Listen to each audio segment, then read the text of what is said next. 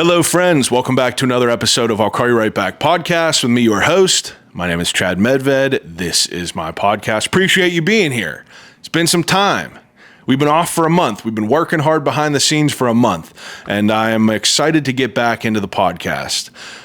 If you're a new listener here, welcome. It really means a lot for you to take some time on checking out a new podcast because I know that there's a million podcasts about everything. So anything that would take you away from, your free time that is very much limited, that would bring you over here to check out a guy, talking in his basement is very, very appreciated.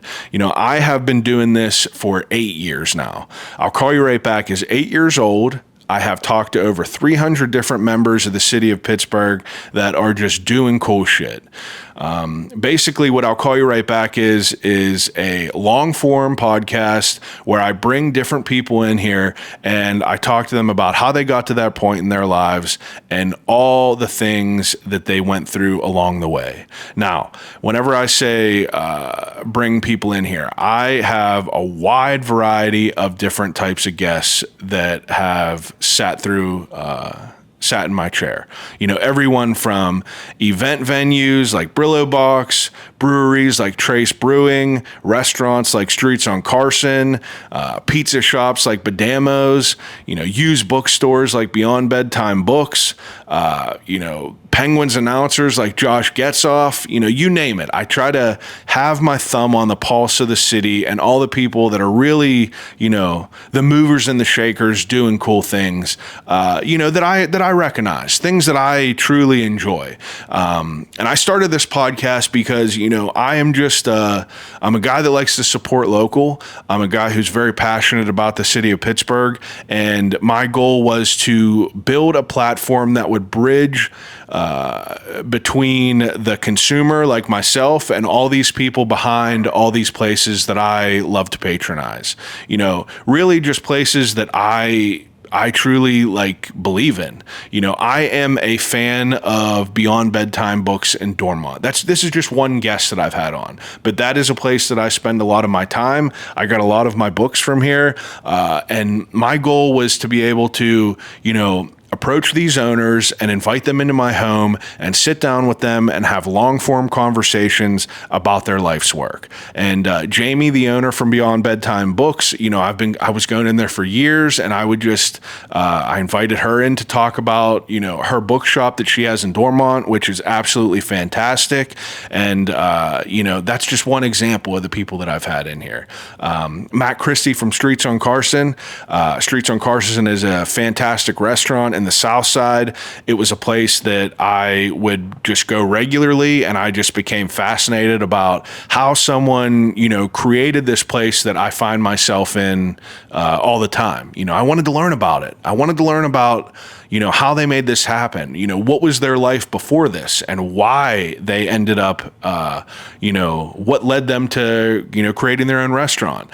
Trace Brewing is a fantastic brewery in Bloomfield that is known for being one of the greatest environments in the city. It is, whenever they say third space, that's like one of the first places that I truly think of is Trace Brewing.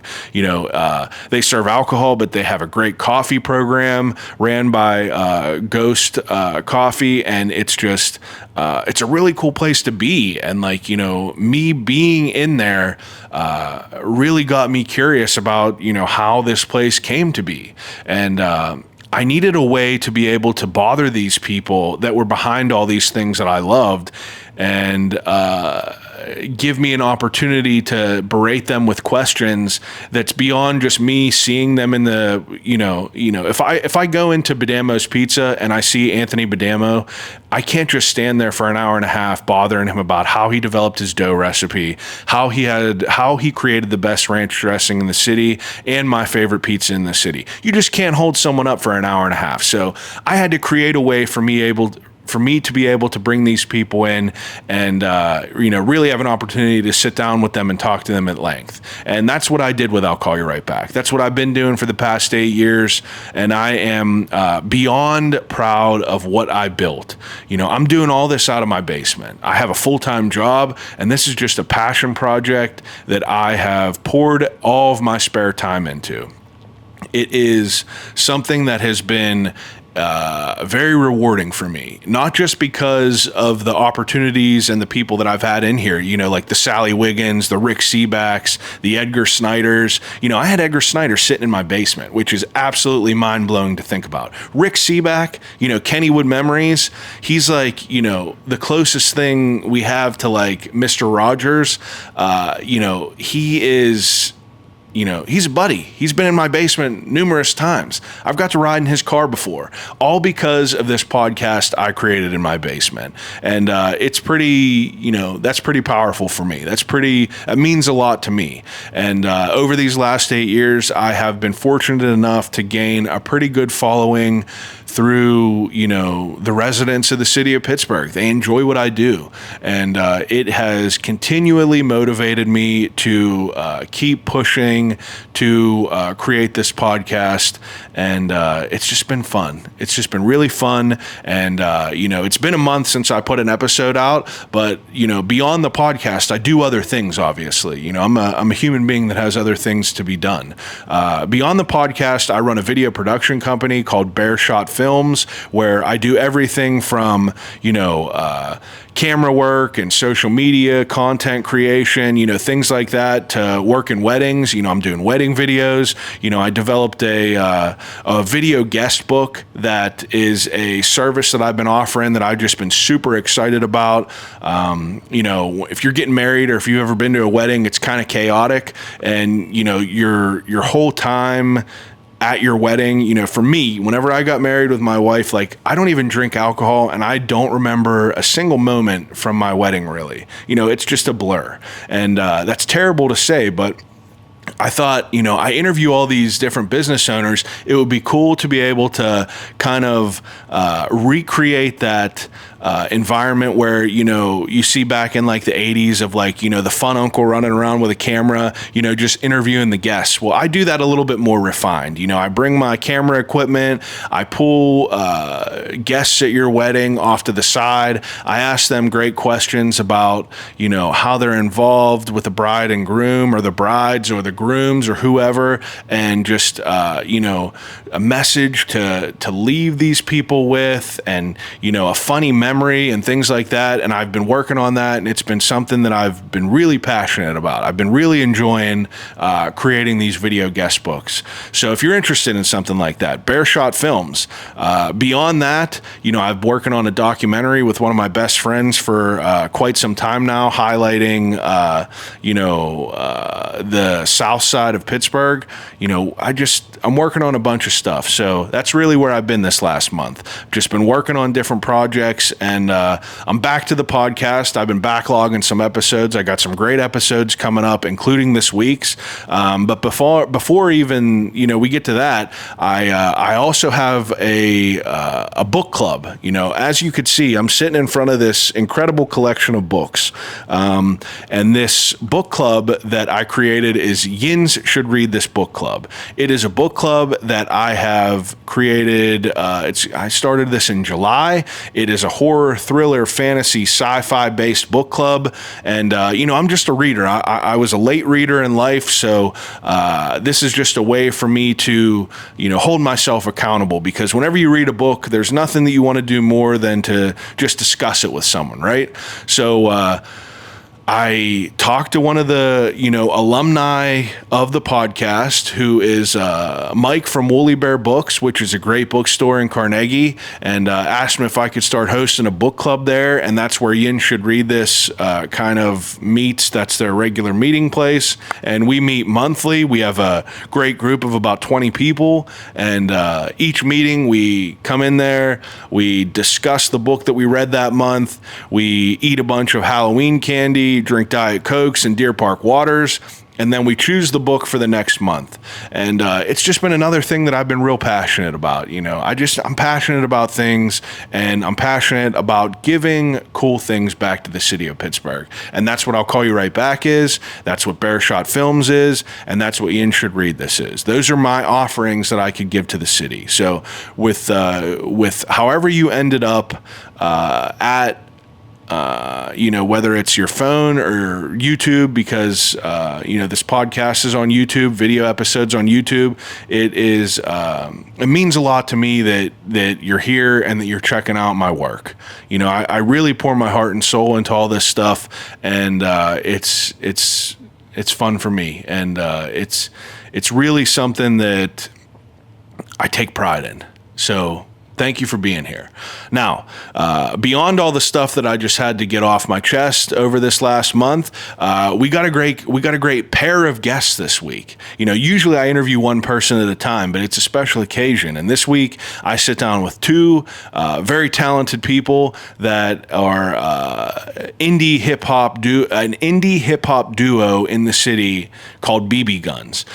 They are made up by Lazy JP and Barz Blackman, who are JP and Joel, two people that I met, probably 6 years ago. I had them on the podcast whenever they put out their last album, but they got a new album that just dropped called Rust Belt, and they kind of took a little hiatus, but they're back ripping, making some new music, and I was excited to get them back in to hear all about how it came to be. So Joel and JP come into the studio. We talk about how they got into music, how they met, how they became a duo called BBGuns, where the name BB Guns came from, and ultimately how Rust Belt came to be and the process of writing that. And it's a great episode. It's a great episode to kick off the 2026 year. I got some great episodes in the tuck.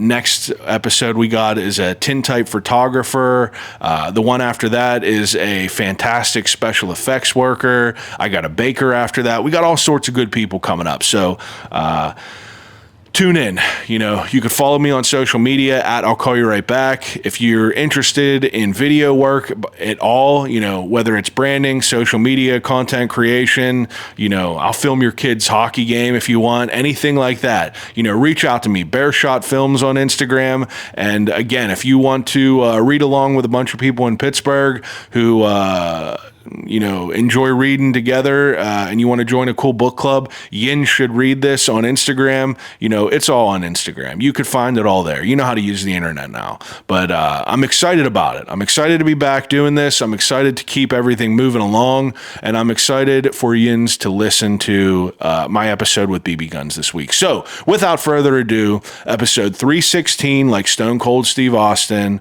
with Lazy JP and Barz Blackman of the hip hop duo BBGuns.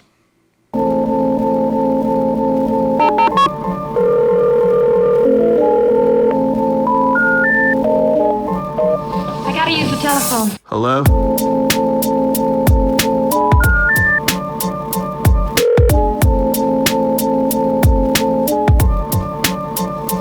Telephone. I'll call you right back.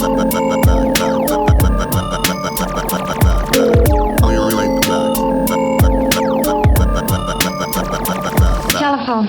I'll Call You Right Back podcast. How have you guys been? It's been a long time since It has been a long time. we've all talked. It's probably it'd be like 6 years. 6 years. Mm-hmm. You were in the old house whenever you came, and you guys both came solo. Yep. Because I don't really interview multiple people at a time. But this will be another unique. A game changer. Yeah, we did like a 2-for-1. I ran 2 episodes that week because we were promoting the album that was dropping back then. Wow. Mm-hmm. Help yourself. Help yourself. Help yourself. When did that come out? What year was that? 2019. 2019. Mm-hmm. And now we're in 2026, and Rust Belt's about to drop. Yeah, feeling rusty. Feeling rusty.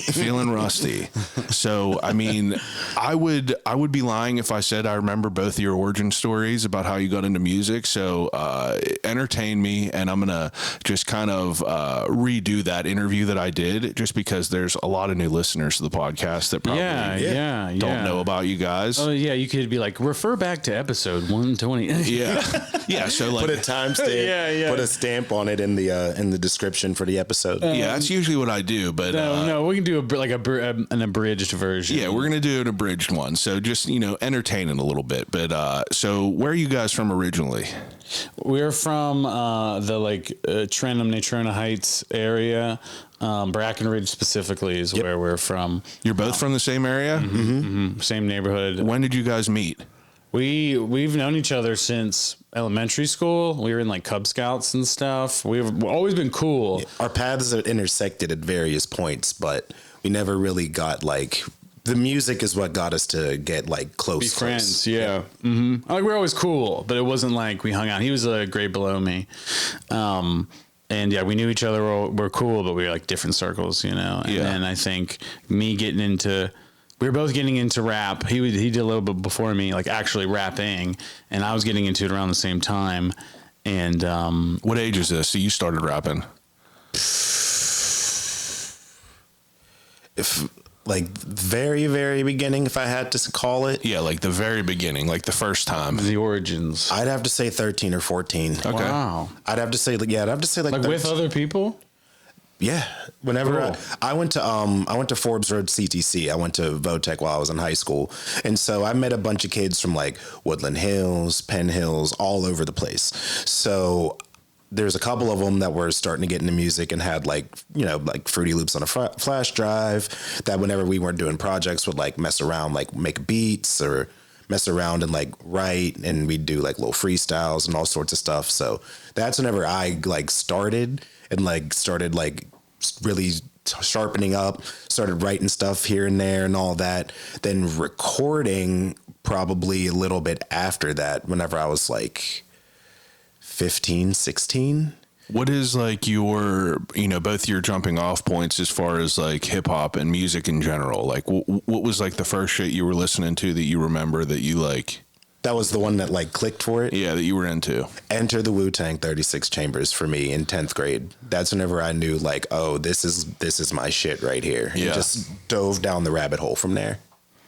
I was always into like different kinds of music. I didn't like start with rap. I was in chorus and stuff in high school. I did like musicals and. Did you? Yeah, I was a musical guy. I love that. I was Daddy Warbucks in Annie. No from, fucking way. I remember that. I was there for that one. I think. So yeah, I was into singing, and for some reason I like got off of it. I think because I once wanted to sing the national anthem at one of the basketball games at high school, and they let me do it. And I was so excited. I was practicing for weeks, and I was like copying this Jason Mraz national anthem. And I was kind of into him at the time, or like his style. And just to give you the frame of mind of what I was into in the 2008 or whatever it was. And so I went to do it. It sounded great. I was singing really well. And then when I went to go do it live, I sang it a key higher than I had practiced. So when I went to hit the Rockets Red Glare, my voice cracked. And my football, I play football, so I was like captain of the football team, and like my coach was there, and like people from the team were there. So like so many people were there, and then that was their only memory of they only saw me singing in that moment, and they're like, oh, he sucks. This is like a defining thing of who this kid is, and he sucks. And it just like I like stopped wanting to sing for a little while. Yeah. Like I convinced myself that I wasn't good enough. And then I was like, well, I have some musical ability. I'm really into music. And I was into Linkin Park when I was in like middle school. I was into Eminem and Dr. Dre in elementary school. Like everyone was listening to that at the time, like The Chronic in 2001. And I was into Beastie Boys, and I was into like 90s alternative and Sublime. And I was into all these things where rap was a part of it. And And then it felt like something I was got the mixtape era happened with Wiz. Like Wiz was doing his thing, and I'm like, oh, like somebody could rap and make it, you know, like that's a thing, and like I think I could do that. And then I started writing, and I was writing terrible things. It was like I thought I was like smarter than that. I could outsmart it and write these lyrical miracle raps, and like my delivery was terrible and my rhythm was mid, and it took like, you know, years and years of us, and that's when I met him, is around this point where I was starting to suck a little bit less. I mean, like, was there like a musical like kind of culture where you guys were from? Was there people like doing like local shows that like you guys ran into each other and realized that you were doing music? There was a couple. There was a what was the name of that pizza shop? It actually started in middle school. There was the Planet of the Apes was like this underground venue in the area. Yeah, it's ran by the guy who runs, or wasn't it the AJ who runs Preserving Underground? If it is, that's wild. Just because we were like a generation after that, but then there were people that we knew that were getting into punk and punk bands, and they were trying to play shows at these things, and so we were like kind of in the periphery of this stuff that was going on. I didn't like. I went there once and, you know, saw other people that were a part of it, and then I always wanted to get into a band, and like I got into a band, but it just never like came together, you know, like the band fall apart, or I was doing too many other things. But there was this culture of DIY stuff that we were exposed to. People were doing VFW shows and American Legion shows, and there was that Beach's Pizza was that's it. Yeah, Beach's Pizza. It's gone, long gone. Then it was like TNT Pizza, but it's long not been a pizza shop. There was this band called The High that was very popular where we were from, and they kind of had a post-Sublime kind of vibe. Everyone was super into them, and I think I got really into them, and I think that it kind of reinforced an approach of like mixing. Like they rapped on a couple songs, but then there were songs that were just normal rock songs, and I think it was like you could just do whatever you wanted on a track, and it didn't. And there was like an audience for that, so it was kind of, I think that was like the local start of some of our vibes. Yeah. What is like what was your trajectory coming out of high school as far as like, you know, careers that you guys wanted to be?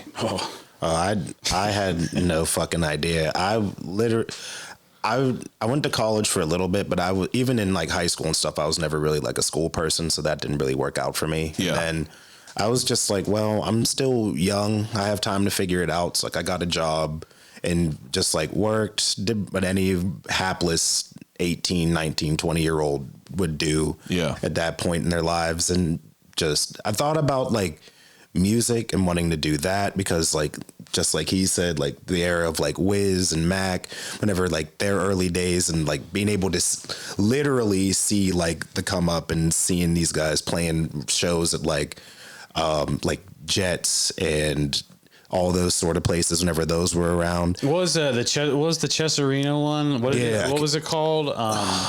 It became a club, an underage club. I can't remember which one that was. I don't know what the name of the club was. But Chess Arena was. I feel like that was like a rite of passage for people around here to just go there and experience something. The Chess Arena became an underage club for like a few like years, and Wiz played there several times with S Money. And that was how our side of the city, I think, got exposed to the scene of like the Pittsburgh rap scene. Like we didn't even know this was a thing. Yeah. Mm-hmm. Like people rapped in Pittsburgh and they were like going to make it. Like I thought you had to live in New York or LA. Were you like Time Bomb and Shadow Lounge kids? I think we got in at the very end of that era. Like we've performed at the Shadow Lounge once or twice. Yeah. Like on showcases in the very beginning. But it closed not long after that, and it was like kind of the end of that scene. Yeah. It's a unique kind of, you know, story with Pittsburgh and like, you know, the music scene that they kind of, and all the different like, you know, eras that it went through. Mm-hmm. It's a very, very interesting history if you look back into it. I feel like someone needs to do a documentary about it. Yeah, oh, man. yeah. That would be a crazy doc. It would be. Believe me, I kick it around a good bit. Yeah, if you're familiar with The Ball, I think that is interesting because there is like waves. There is like the Shadow Lounge wave, and then I call it like the post Mac Wiz wave, where you had this influx of a lot of suburban kids thinking that they can be famous and get rich kids with making YouTube music videos and stuff. There was a lot of that, and then they all kind of fell away because they didn't make it. They all got older or whatever. Yeah. So then it's like what was left, and then COVID happened and reset all of local music essentially. Yeah. So when was like the first time like BBGuns kind of came to fruition? Like finally came to fruition. That would have been. Well, it was like kind of a gradual process. Were you in something before that? We were, I would say in the beginning, it was like frequent collaborators because we'd hang out. Like I did a solo project, he did 2 solo projects, but like we'd always like bounce songs off of each other, still like write together. He'd feature on my stuff, I'd feature on his. We would hype man for each other live a lot. That's kind of what got into the live element of us working together is we would just hype man for each other. Were you under the same moniker? Not at first. Not at that time. And then I think actually there was TJ Harris did it was called Prom.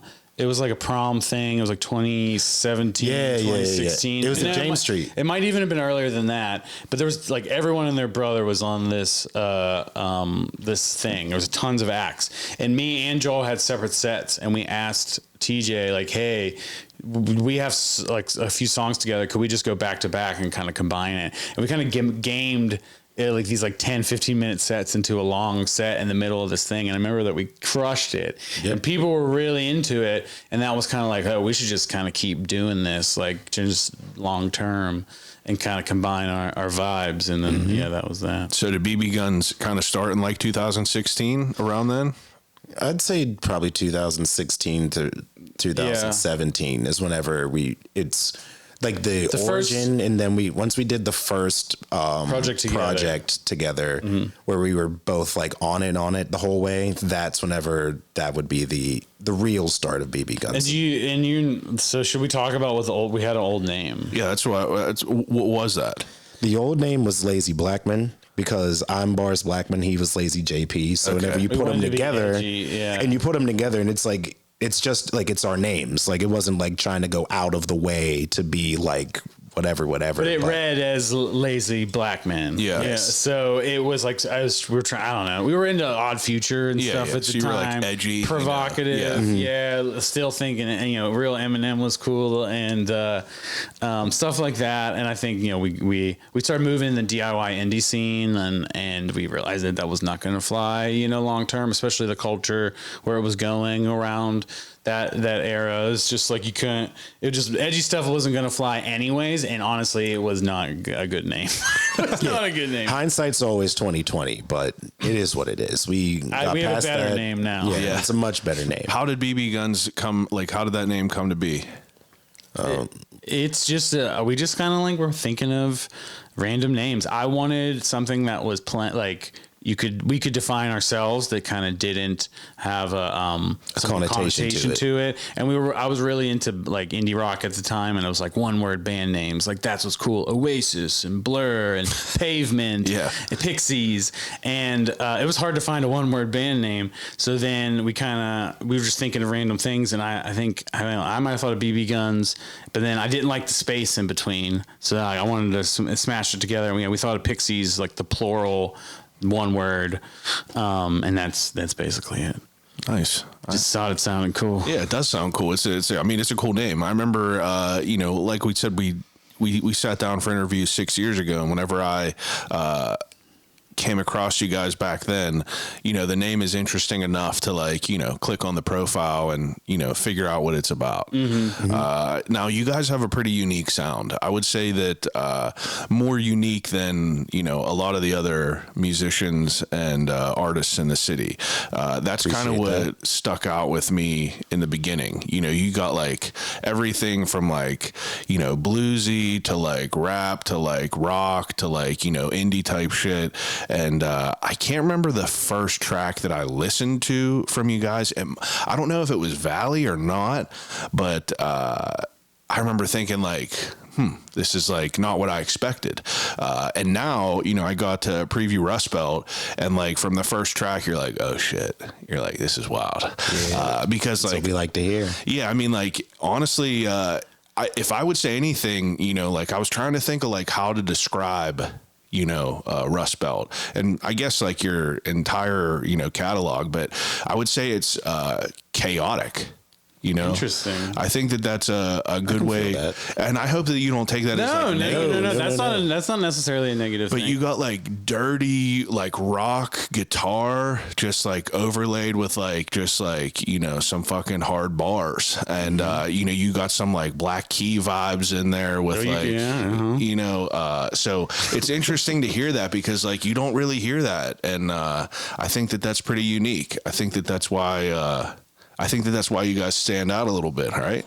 That's kind of like what we pride ourselves on. Is like I don't want to make something derivative. I don't want to make things that people have already been doing for 100 years, you know, and like not that that's bad because there's always places you can go with anything, but I think it's easier for us and more interesting for us, and just like the pool of stuff that we are interested in to kind of bring things together.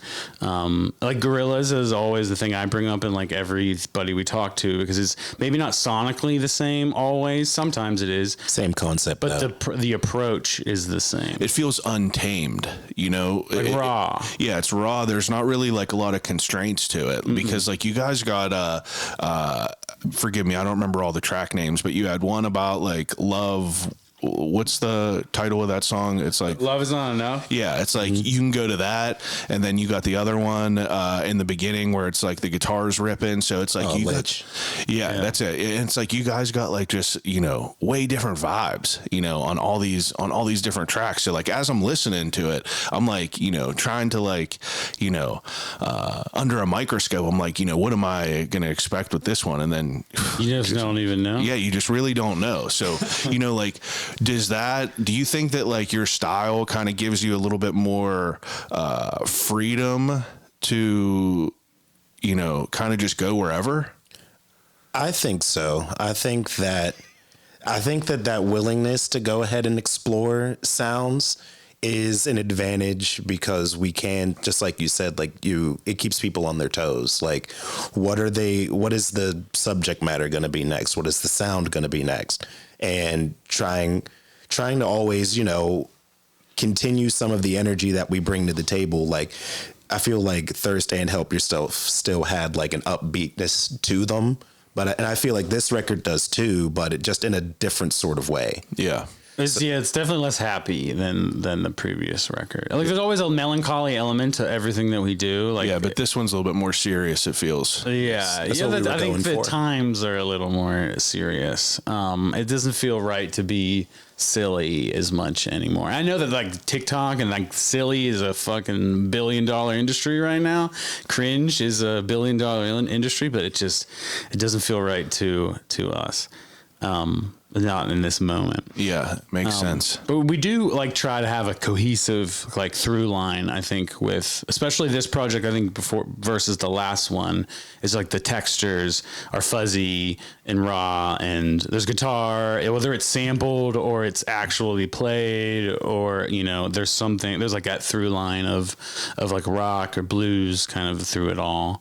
I think hip hop has like roots in blues, roots in soul, roots in a lot of that stuff. Absolutely. And in the like old rock and roll. And I think like there's in soul, like all these genres have overlaps with each other at certain points. And I feel like we're just trying to find that like center of all that stuff. Grunge is just metal and indie rock and blues, you know, like if you think about it. And so why wouldn't grunge go with blues rock and blues goes with hip hop? So like, why wouldn't all grunge and hip hop go together? Yeah. I feel like stuff like, I think nu metal, as much as I love some of that stuff, I love Linkin Park, as I said, it ruined the connotation of associating rap and rock together. Like it just became camp, like associated with camp and cheese and over the topness. And like, there's just a million ways you can approach it aside from that. Yeah. That's a good way to describe it for sure. Now, whenever you guys like kind of develop this style, you know, you mentioned that like you don't want to make things that are, you know, that have already been made a bunch.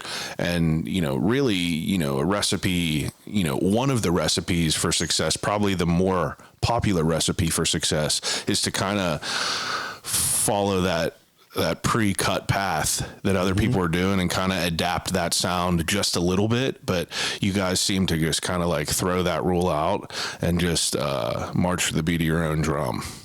Yeah, I mean, marching to the beat of our own drum is what's like kept us going, really kept people interested in all of that. And not that some of those things don't have like good elements to it. Like I know, like me, when it comes to rapping, like I listen to a lot of rap music, and sometimes I'll hear someone like do a thing a certain way, use a different technique, and trying to like figure out how to utilize that in like the grand scheme of my style. Yeah. And how would Joel do this sort of thing? You know what I mean?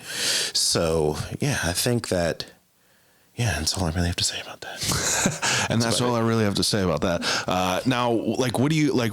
Where are you guys like getting a lot of inspiration from? Like, what do you listen to? Like currently, or yeah, like currently, like what like is like lighting your fires? Oh, Larry June, like his whole catalog, because he's like, it's like lifestyle rap, but it's not like over the top lifestyle rap of like, oh, look at all, like I have all this stuff, da da da da da. But like he's grounded in it. Like I worked for this for years, giving life advice, that sort of thing. I also like Freddie Gibbs because I love his flows. He has a very technical style, and that's the sort of things that I like. Yeah. And even like is it Alchemist and Hit Boy, they're two producers. They put out a project together, and I'm really enjoying like their sounds and hearing them rap and their styles.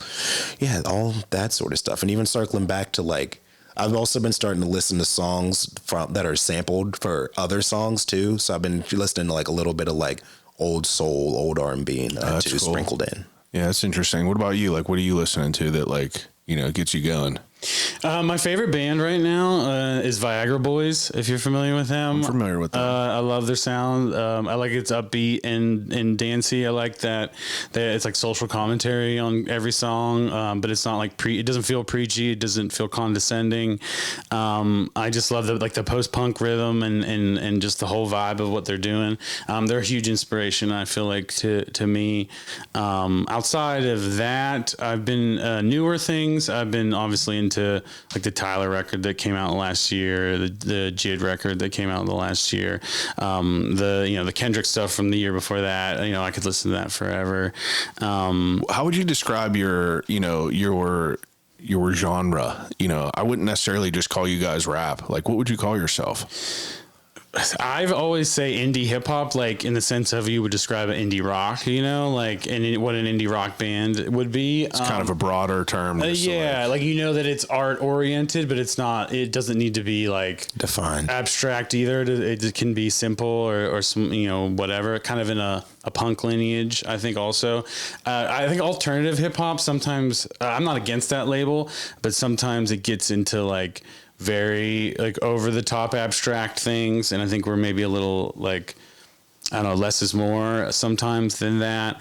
But yeah, or underground hip hop, I think, is another label that I'm fine with. I think I used to shy from in the past because like you're ignoring all the other influences or all the other sounds here. But there's now a scene even for that. There's such an appetite for that in the underground rap right now. Even when we were doing Help Yourself, with like the Armand Hammers and your Infinity Knives and the Wave Generators, who's like a big collaborator of ours. It's like people are bringing in different sounds than just like the same old, like, you know, and not that there's nothing wrong with that. I love jazz rap, I love boom bap, but like they're bringing in other ideas. What is like, so you guys put out those two projects back before 2020, and then you guys kind of took a break. You know, where did that, you know, how did that kind of come to be? Like, where did that break come in?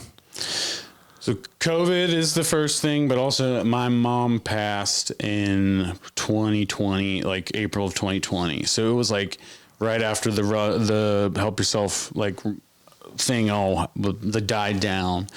And then, yeah, my mom had passed, and And then COVID happened, and then like Joel, your grandfather passed a couple of years ago. It would basically, I don't know if you want to talk about that yourself, but it was just a lot of things that felt like maybe it was time to grow up. Maybe it was time to focus on my regular life, settle down. I've been married since Help Yourself. I'm expecting my first child. Your child's 10 years old. You'll be 11 in March. It's crazy. Yeah, we were just talking about that before you pulled up. It's congrats to both Ians for that. That's exciting. Thank you. It's exciting for sure. Now, I mean, like you guys, taking this break and kind of just like, falling back a little bit. Are you still like actively writing and working on music whenever you're on this break? I mean, I sort of would use writing more so as like a tool to like channel like a feeling that I was having at the time, but I wasn't necessarily like working on it with the purpose of like making a project or something. It was just more of like a therapy sort of tool to get that catharsis out. But yeah, there wasn't really like a plan to go ahead and like make music at that time. As far as I remember, I moved out of the Bloomfield and moved in with him to save money. Cause they raised rent on, where I was living at the time, and his place was really cheap in New Kent, and to kind of get back on my feet. And, we were planning, we're going to live together. We're going to make all this content. We're going to do all this stuff. And then it was like, we dragged our feet, kind of took a little break, and then COVID happened. And it was just like, oh, music's dead. Like local music's dead. Like there's no point. And it felt like it was like, there wasn't a point to it. And then also I personally had a very, like PTSD kind of relationship with being an indie music person. Like I feel like the closer you get to feeling like you can make it and that you have what it takes, like sound wise, whatever, talent wise, to do it, and like people start caring, you get a fan base.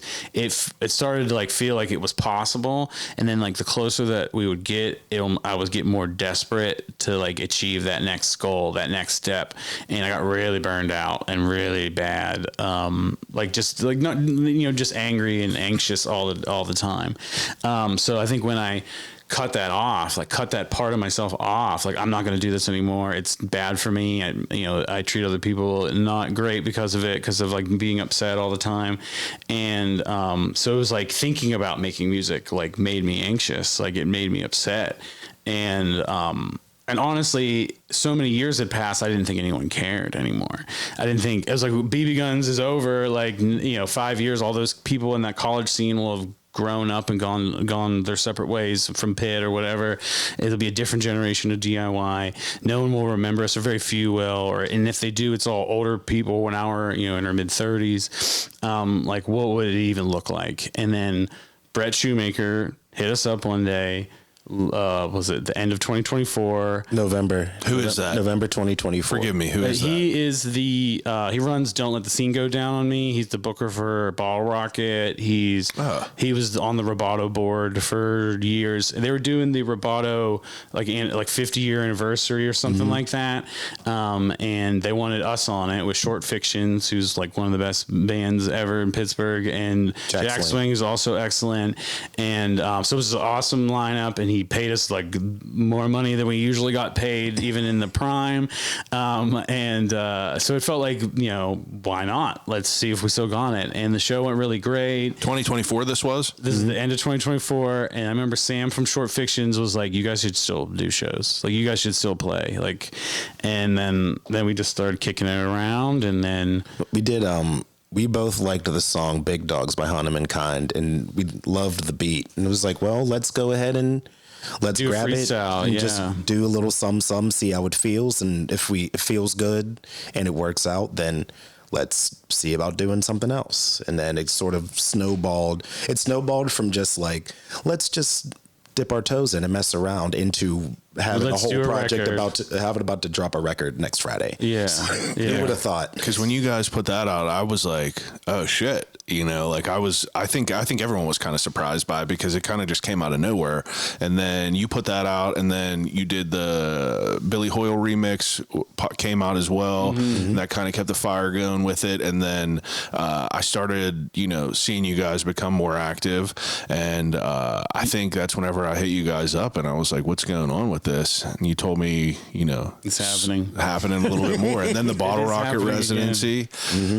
So I was like, huh, like it was cool to see. You know, I'm a genuine, you know, I enjoy your music. It's good. So whenever something goes away that you like and then it comes back, people are excited about it. So you had a good reception from people.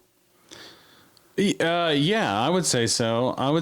Especially when we first, you know, said we were coming back. There was a lot of like nostalgia and like, you know, a lot of warm reception. And then I think once we had gone on, like, oh, we're coming back permanently, or like at least long term, and it was like, you know, oh, I don't know. I think there was some sleeping on us again, and then the residency happened, and it did well. It was fine. Pretty well. And then something now I wasn't sure what to expect, and it feels weird to know. I feel like things are bubbling right now, and it feels a good vibe. It feels different from Help Yourself, but there was a long stretch of this year that I had no idea how any of this was going to go. And it's kind of the uncertainty of promoting, the excitement and anxiety of promoting a record. It's interesting because, you know, what you and I were saying before he pulled up is like, you know, being our age, 34, 35, you're kind of like in this position where, you know, you can get locked into just like, you know, being an adult and living life and just like kind of getting stuck in that rat race of whatever you're doing. So anyone that, you know, kind of devotes your limited amount of time and allocates it to a passion like this, it's I don't know, it's there's like a certain type of energy in that. It's almost like a, you know, I don't give a fuck type of energy. What happens with this? This is more for me than you guys. And if you like what we're doing, you know, hell yeah. You know, that's kind of how I felt with the podcast from the beginning. It's like, I don't really care about what people are thinking about this. You know, I'm going to have these conversations for me. And I feel like that there's people out there that want to listen to it as well. And if you do, that's great. But obviously it's just like, you know, kind of like you said, it's a cathartic thing for you to just like, you know, use this as a tool for therapy. And then whenever you like put your shit out and you see people like buzzing around it and you could kind of hear it start to, you know, pick up, then you get that, like, it's like the Mega Man like energy meter where you're like boo, boo, boo, boo, and you're like, you feel that and you're ready to go again. But then it's dangerous because you get like I think it's good when you have that idea of like, I don't care how this does, but if it does do good, it's a bonus. Yeah. And there were times, like I told you, towards the end of the Help Yourself era, where I was in it I was thinking of it in the wrong ways. Like, I need this to do better than the last thing. This needs to do better than the last thing. And focus on growth. And you hear YouTubers talk about that kind of stuff all the time. Is like you start making stuff for other people to like chase growth, and then you like lose the soul of what made your content good. Yeah. Then you get like jaded whenever you put stuff out. And you hate it, and it's work. So like, why are you even doing it in the first? Just get a job. Yeah. Like, I mean, it's still a job, but whatever. And I think that's kind of the balance of this all. And when we came back to doing it, it was like thinking like, I don't know if anyone cares. I want to make what I want to make, and hopefully we can reach out to the people that liked it before and see what they think and go from there. And I think that's what gives it an energy. And we've always, even the last record, we had that vibe, but there was still like this idea of like, oh, it's possible. Oh, we could do it. We made the music with that mind, like it's for us. But, you know, there's still that like the way we pushed it, the way we expected it to go, it's just totally different than it is now. Yeah. So how many tracks are on Rust Belt? 11. When did, like, you know, the actual structure of this project, you know, kind of become like, you know, like you said, it's more of a serious project. So, you know, did you guys just like start chopping it up together, and that's just kind of how it, you know, how the chips laid on the table after you started, you know, fucking around again? I mean, like I said, we just sort of were making tracks, and then we started grabbing. We would grab some beats from different people. We grabbed beats from Hyde Keach. We grabbed beats from Billy. We grabbed beats from C. Scott, Charlie, one of the homies. Some other people too, like Cuno Rap Name 2, who's also produced a song on the album. And just were like, well, let's go ahead and grab these, see which ones we like, and then make something to it. And over time, we would go ahead and do we would record like batches of like 3 or 4 songs at a time. And then over time, as it started to form and like a sort of a cohesiveness started to form, then it turned into, all right, well, let's go ahead and allocate these songs and tighten these songs up a little bit more. We can save these ones. Let's use some of these other beats that we have to add to the ones that we have to go ahead and bring that sound more cohesive and give us more canvases to go ahead and paint on, so to say. And it just, over time, it just sort of formed itself, really, more so than it being like a conscious thing to go ahead and be like, this is what we're going to do. This is the sound that we're going for. And that's that. Just, we didn't really have that vision until it was kind of there ultimately. I don't know if I agree with this because, mostly I do.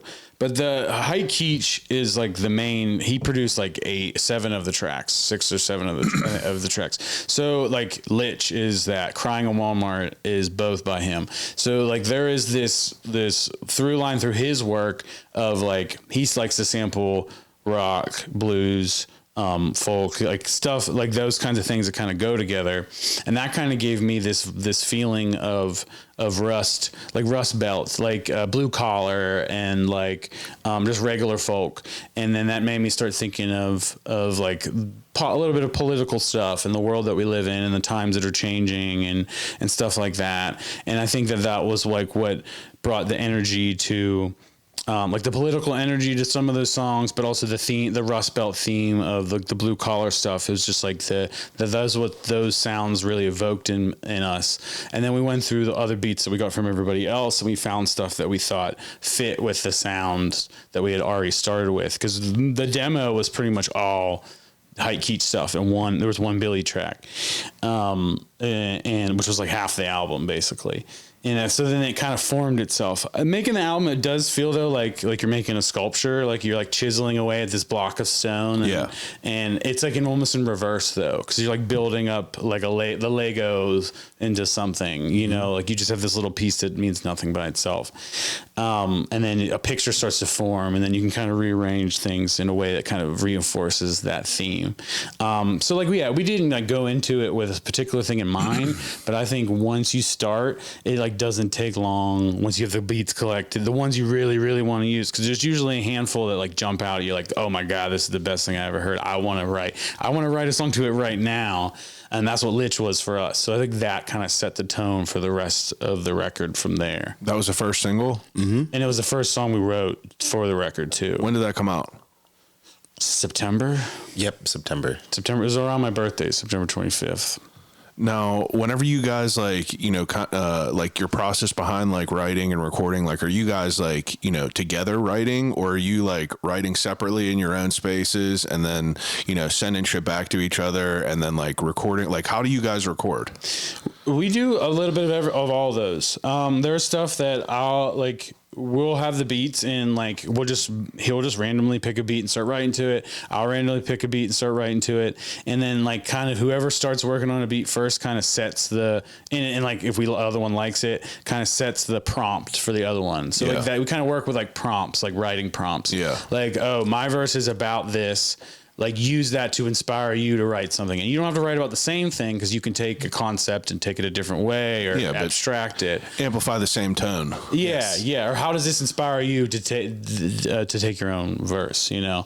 And that's kind of how we work a lot. Or sometimes I just start with a hook. I'll voice note a hook, and then he'll write his verse, and then I'll write my verse last.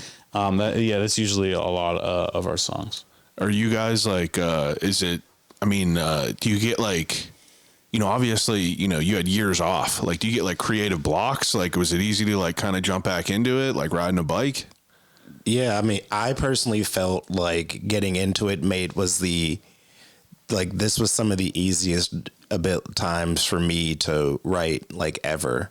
Like some of them, like Lich, like I feel like that verse literally like just fell out of my head. Like, yes, like I literally just hearing it and then just like finding the pocket and then it was just and just fell out of my head. And then even other ones, it was just like really, really easy to just get back into it. And I think part of that is like having done it for so long, you can kind of get into that mentality more, but also like just from having that break and living and all of that, you kind of garner more things to talk about again. Yeah, you have to like, more things to express. So then you can just be like, all right, well, let me just go ahead and go in and refine it as I need to, and then form it into like however you want the verse to be. Yeah, you have to like have more life experience to be able to like, you know, put shit out, right? I guess. I mean, I'm sure that's how it is. We didn't do it on purpose, but it definitely felt like there was some pent up stuff over the 5 years, and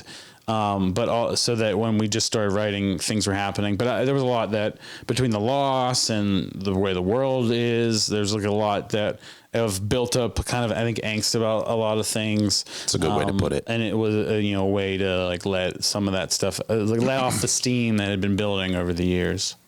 Now, I mean, like the lyrics that you guys have, you mentioned it before, it's not as happy as the last project. And obviously, you know, the climate that, you know, we're living in now has a lot to do with it. And the, you know, personal experiences that you guys both have experienced also have a lot to do with it. But like, you know, listening to the lyrics, it's interesting to hear because like you have different things in there that like, you know, that like stand out that are like, you know, you could feel, like you said, you're like kind of letting off steam. You're kind of doing everything like that. Where does like the idea to, you know, like how do you know when your shit's done? You know what I mean? Like, you know, you obviously you have 11 tracks now, the project is complete. You know, how do you know when the project is complete?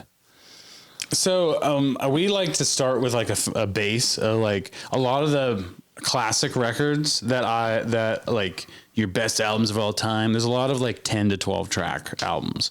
There's a lot of, 40-minute albums, like that classic LP length. So that's kind of like what we shoot for, is to be around there.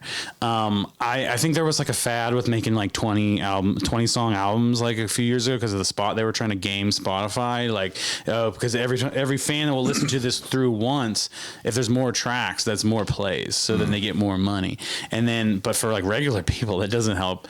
Like for an indie artist, you're lucky if someone makes it to the end of your album, so I want to keep it short and sweet, and I think the more tracks makes it harder and harder to get someone to go to the next song.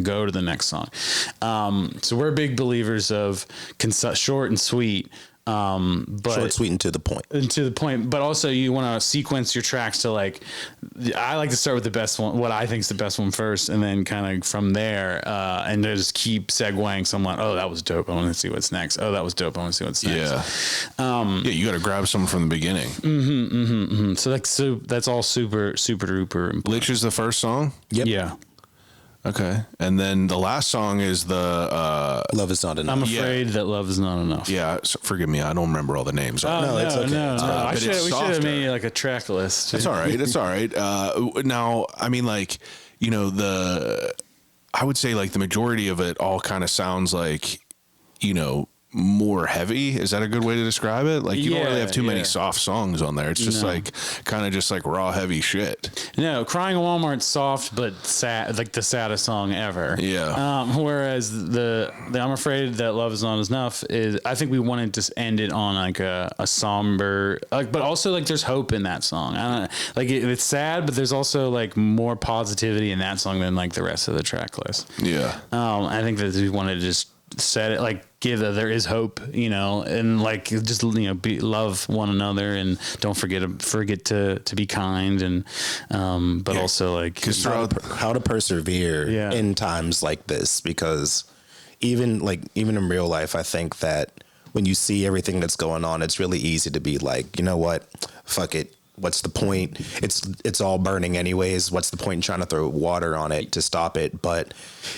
at the end of the day, we all still have to live here. Yeah. And so if we let it burn down, none of us will have shit. So it's important to be able to. Our children have to live here. Yeah, exactly. And like, So like I have my son. He's about to have his even if you first don't child. have one, someone else's kid. Yeah, like we gotta the future of the world. Yeah, you gotta at least put dig your heels in a little bit and at least try to resist a little bit. And that's not like, I don't mean that in like a necessarily like a political resistance sort of way, but just like fighting within yourself to like find a way to stay positive and to keep going the next day and the next day and the next day, which can be difficult, like, but it's important that we at least do our best to try to do that. And I hope that some of the material on this record does that for people. It sparked something that was actually excellent that you brought that up. That was great. Thank you.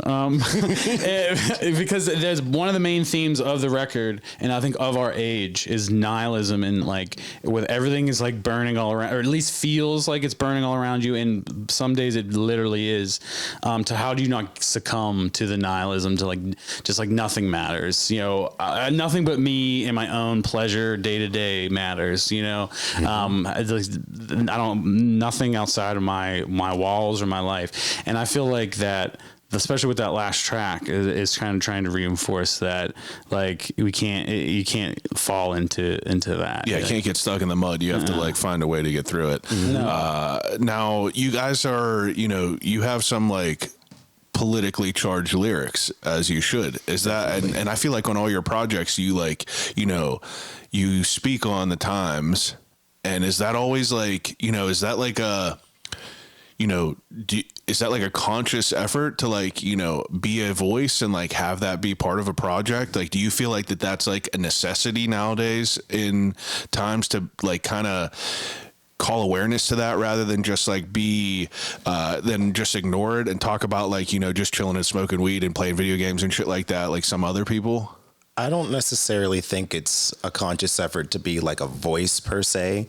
It's just that we are human beings that are living life. Yeah. So I think whenever you are like, I know as corny as that sounds, we're like, all as corny as it sounds, like you're just a person living life. Yeah. And so it's natural to go ahead and talk about the things that you're dealing with and going through.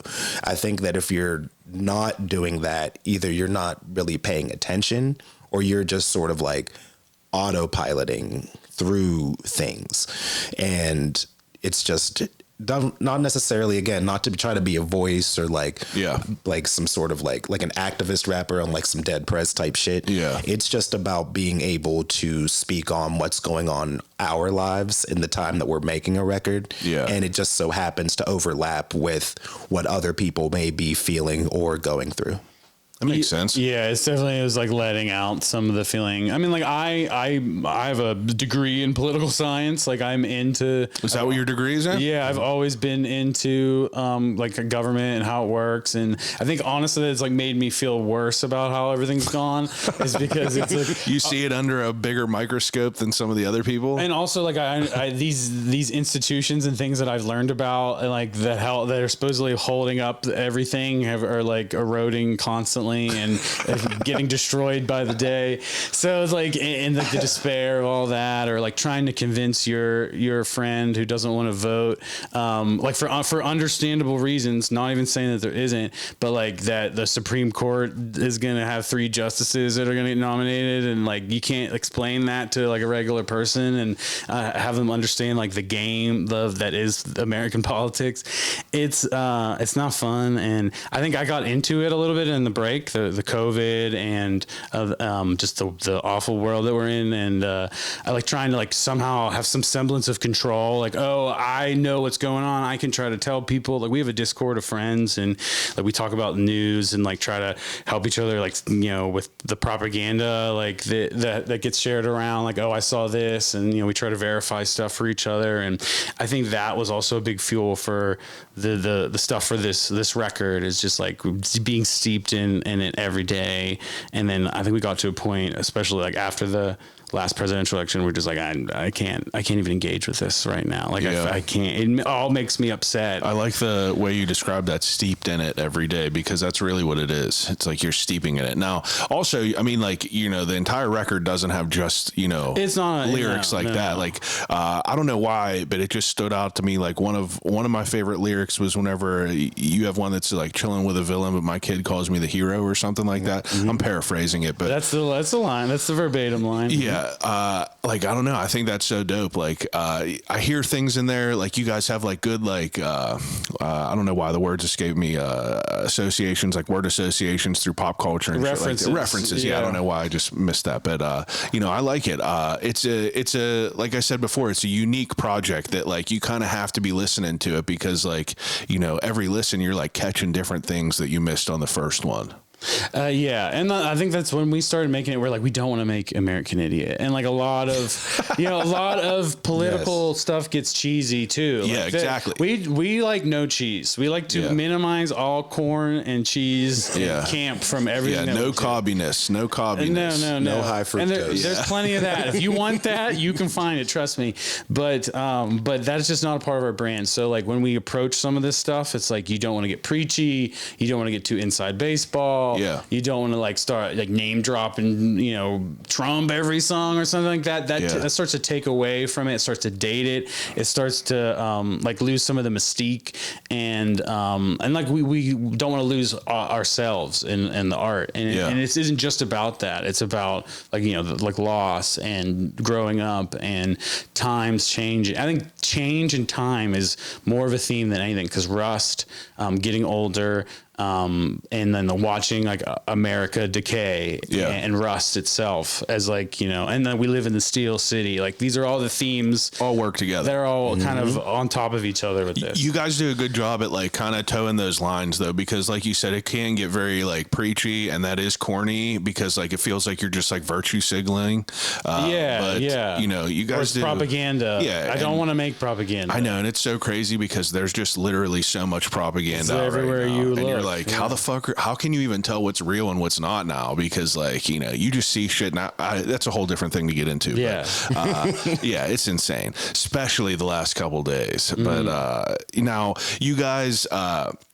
I would say that you guys have a certain level of confidence that exudes you, and over the last couple days I have been creeping on social media, and I knew it. Wow, you're doing your research. I do my Good. research. Good. I come correct. I don't fuck around with this, just like you Respect. guys don't. Respect. Now I feel like it's interesting to, you know, just bring this up, because like you made a post that said that I don't think it's, why are you laughing about it? No. You made a post that said you guys I own it. Yeah, you should own it, because like, you know, I don't think you were lying about shit, but I like, believe it. you know, basically to sum up what your post is, basically we were saying that like you guys, you know, you put out some of the best work out of the city, out of people in the city putting out work over the last decade, which I could agree with that. Like, you know, like I could agree with like your level of confidence, because you guys are unique. I truly don't think I've heard other people listen,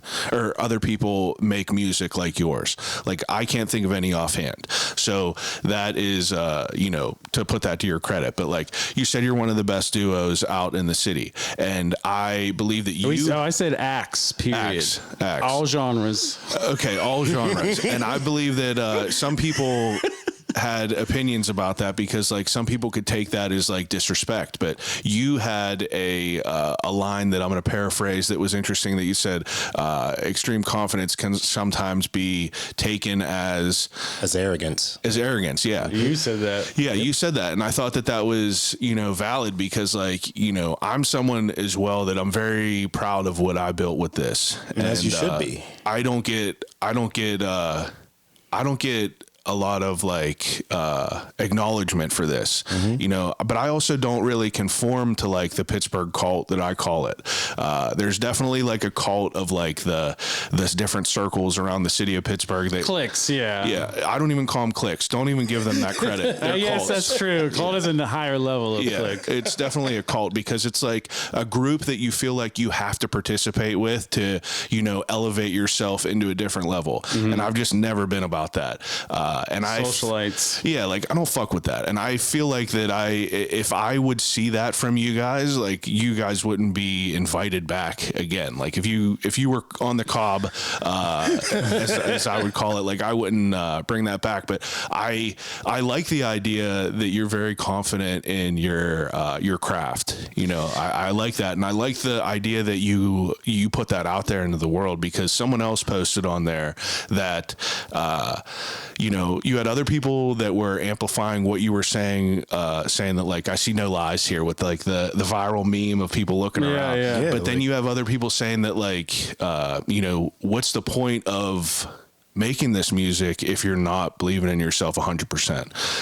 And I feel like that's like one of the most valid things, right?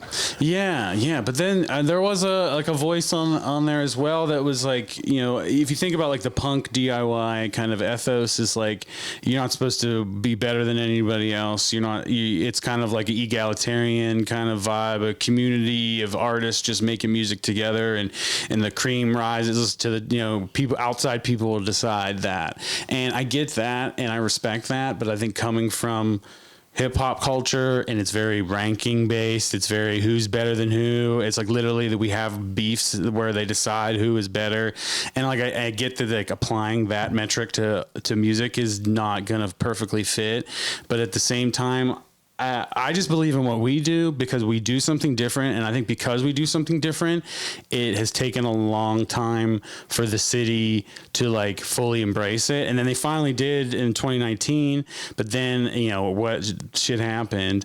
But coming back to it now, it's like, you still kind of feel that, like, because we're not a blues band, or because we're not we're making a certain kind of music. We're not making TikTok music, you know, that like people don't get it. And you have to kind of convince them, like, no, this is special. At least it is to me, and I believe in what it is. And like, I feel like we've made a record that can stand alongside these other great records. And it's okay if you don't, but I do, and I'm happy with it. Yeah. So even if nobody listened to it, you know, I would still feel happy with what we've done. But I feel like with where we are in the scene and in music, like I have to like shout it out sometimes. Like, look at me, like, look at this, like, look at what we're doing. Yeah. And it's okay. Like if they don't, whatever, I'll move on. And even in the underground rap scene, like that's the one thing I wanted to say about this record before we left. This isn't just a Pittsburgh album this time. Help Yourself was a Pittsburgh record. Why do you say that? Like, what made it a Pittsburgh record? I think everyone involved was pretty much mostly from Pittsburgh. I feel like it didn't break out of like the city, you know, diaspora that much. Like we did tour a little bit, and we have pockets in other places, but it didn't feel like we had fully broken out of that. But this time feels like, like whether it's regional or whatever, like we're connected with people in New York and Philadelphia, and like there's a lot of people involved in the pot here, and I feel like we're getting responses from press from different pockets of all over the place, and it doesn't just feel like Pittsburgh press, and it doesn't just feel like Pittsburgh fans, and like I love that. I always wanted just Pittsburgh to support us and launch us out of here, but now that I've let go of making it, and just like I want to make the best thing possible, and like it just feels like that's where it's at now. Like this feels like it's moving to like something bigger. Yeah, the underground. Like now we're an underground rap thing. Like we're not just a Pittsburgh local rap thing, you know. And even if it's just the lowest tier of that, to just be a part of the conversation, like the history, the lineage of music and hip hop especially, is just like the best thing ever. It is. I agree.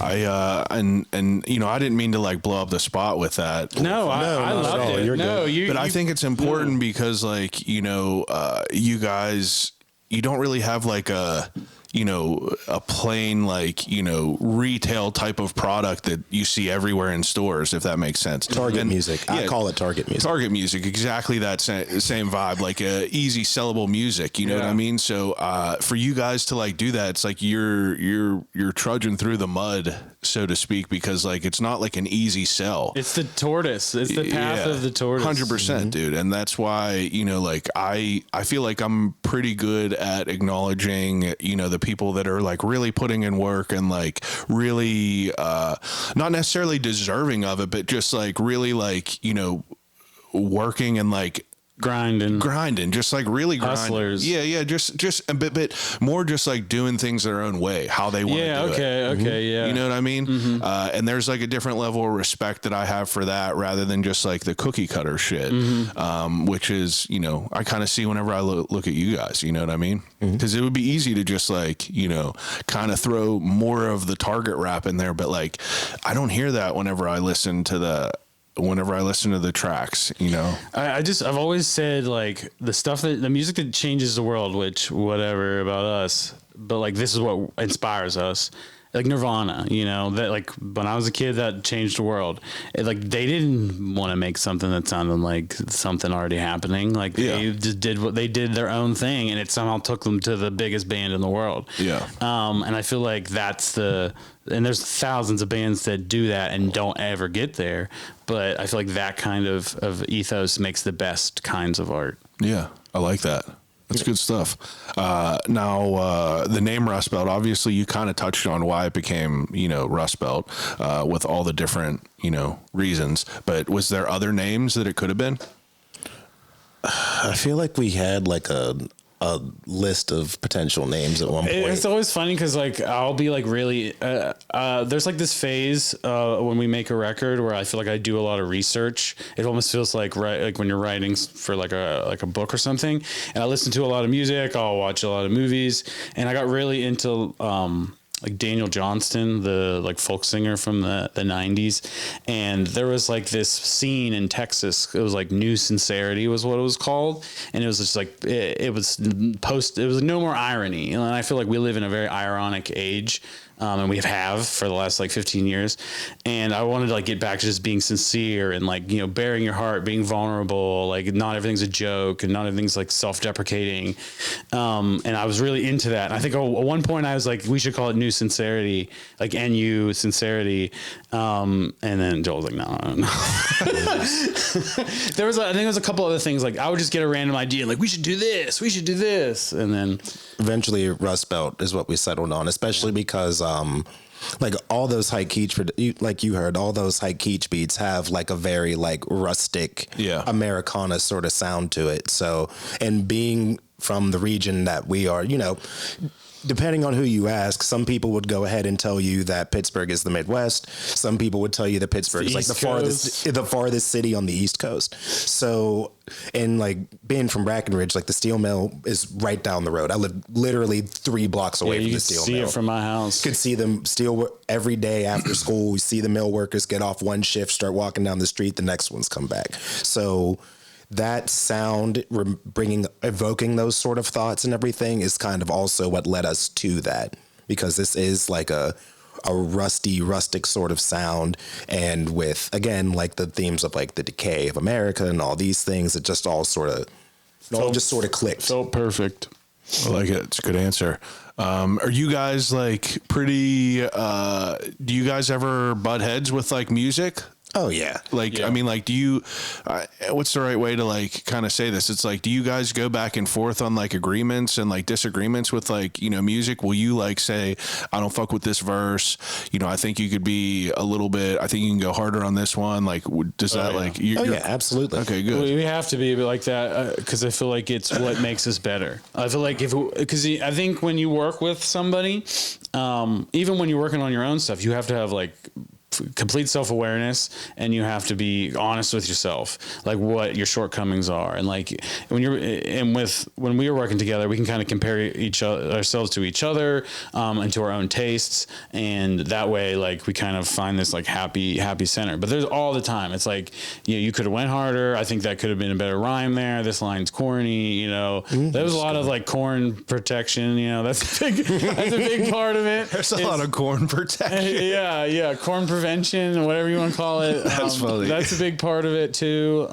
That's the next album, Corn Prevention. Corn Prevention, yes. And just, like, you know, I'm always trying to like send him weird music to try to listen to and whatnot, and he's sending me like rappers that I haven't heard yet and whatnot, and I think that helps us, you know, keep growing. It's like a steel sharpens steel sort of mentality. I was just going to say that, like, one person, it's like you want to surround yourself with people that are just going to like make you push you a little bit further. Mm-hmm. Yeah, like, in a non-toxic way. Yeah. Because I know, like, even on past records, like, if it wasn't for some of that push, like, I wouldn't have tried to get into like more of like a storyteller bag, or trying to go ahead and really dial in on certain subject matters and find ways to like really get into them and like break them down and figure out how can I articulate this thought in like a unique way. Yeah. And that comes with having like that push, because it's real easy, like just like how you said, like it's easy to make target music. It's easy to go ahead and stay in your own pocket because it's comfortable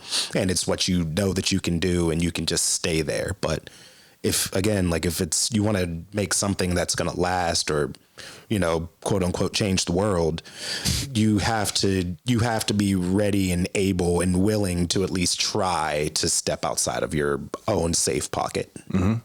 That makes sense. What were you going to say? I already forgot. Okay.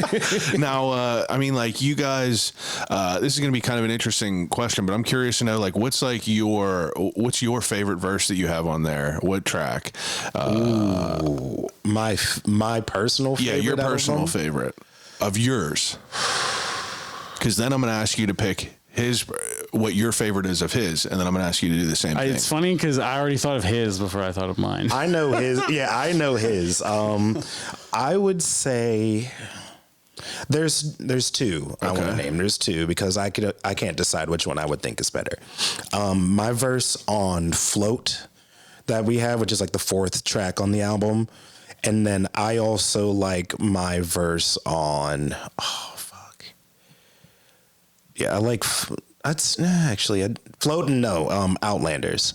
Okay. I really like that one because I really feel like I feel like it was like a flow state sort of thing. Like I really was just going at it and just going, and it was just mint off the top. What's your favorite of his? My favorite of his is his verse on Ixion's Feast. I knew you were gonna say that. Because I think I've told you this before, but I absolutely love the metaphors and the scheme that he used. Like it's like a boxing scheme, so everything is like a boxing metaphor the whole way. It's like heavyweight boxers is like the whole verse. It's like all name drops. And then like hearing some of the like what is it? And then the one line that he has.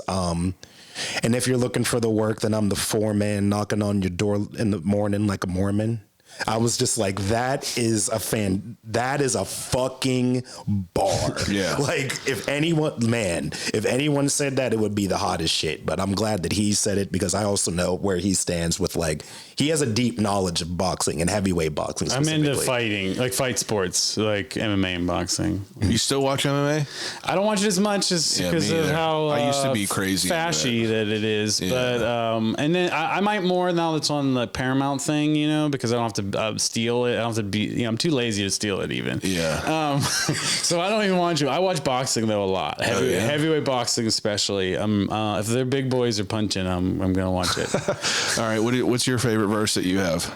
Of mine? Yeah. So do you mean just like rap verse technically, or do you mean like, because there's some songs that versus the last record, I don't rap on every song. I know you sing a good bit too, which I like. I love what I do on Crying in Walmart. I love what I do on Float. But I think the Ixion's Feast is the best rap verse I've ever wrote in my life. I don't know if I love the delivery, but I love the boxing thing. I'm just, yeah. What's your favorite of his? Oh, it is absolutely Float. He has the stanza, or he has like a couple lines, and it's like, it's like shells on shells on the. This life ain't a beach, but there's shells on the ground. See blood on the leaves and the sand, though. Yeah, the shells, blood, and the blood on the leaves with the shells, which is like bullets on the beach and the sand, like blood on the sand. It's just like that's like 4 levels of heady shit. Yeah. That's like this. He's got it in him. That's what I mean. Whenever I listen to it, I probably listen to the whole thing 3 times, and each time it's like you pick up something else that you didn't, you know, beforehand, because it's kind of hard to, you know, ingest it all, because it's like you got the chaotic music around it. So to like kind of absorb everything is, You have to listen to it more. You got to. I love to hear that. Well, and that's the sort of music that I love. Like even with rap, like I listen to some albums that I've listened to 1,000 times, and sometimes you go back and listen to something, and it's like because you've learned more about like what was going on in the times, or just like general knowledge, and it's like, oh, I understand this bar all the more. Kendrick Lamar albums are like that, especially the one before the last one, Mr. Morale. Yeah, you got to listen to it. Pimp a Butterfly, just like you catch things because the music is really good. And like for us, we always try to go into a song like we want to make it to be catchy enough, like the hook and stuff and the beat, to like you just vibe to it and you don't need to dig in on the lyrics. But each time you do, there's like layers and layers to it. Because I think that's what a lot of lyrical rappers get bogged down in, is like, I'm gonna write the best bars ever, but they forget to write like a catchy song, like a song that makes people want to keep listening to it. From an outsider's perspective though, I think it's unique because like the first time I listened through, like I'm not analyzing lyrics of it, I'm kind of just absorbing the energy of the track and the like what I'm getting just from the music of it, because like you kind of have to like get in there and like kind of like absorb it, and then you're kind of comb through the lyrics. But like the first listen, like I didn't hear a word Ian said. It was just like the track in its entirety, rather than just like dissecting a little bit. Which I enjoy. It's complex. That's good, because it's always a concern when you are lyrically oriented, I think. And that's the sort of music that I like to listen to, is that sort of thing that can give you a little bit more every time that you listen to it, and where you can catch things on new listens. So yeah, I'm glad that that's the take that you got from it. You're the first person that we've talked to in this kind of long form setting that is intimately familiar with our previous work and has now listened to the record a couple of times to kind of like compare the two. So it's cool hearing your thoughts here. Good. I'm glad. I'm glad we were able to make this happen as quick as we did. Sure. Now, the 16th, I mean, this is going to come out after the 16th, so the record will already be out. But I know you guys got a vinyl coming out. The vinyl thing is interesting to me because, like, for a second, I collected records, but, like, I just can't get into that collection. It gets expensive. And to listen to a record is more of a, rather than just like, popping on a track, it's like you have to sit down and like, if you're putting a record on, you're like not going to just put it on for one track and then take it off. It run. Yeah, you're just letting it run. So I don't know. It's interesting because I was never that type of kid, really. Like whenever I would buy CDs back in the day, like I would buy them for like the singles maybe, and then I would switch them out and I would listen to the other singles. But, in my older years, like I try to ingest the projects as they should be in a whole. But I think that records are valuable in that way. What's the, where are you getting the records done? Hellbender?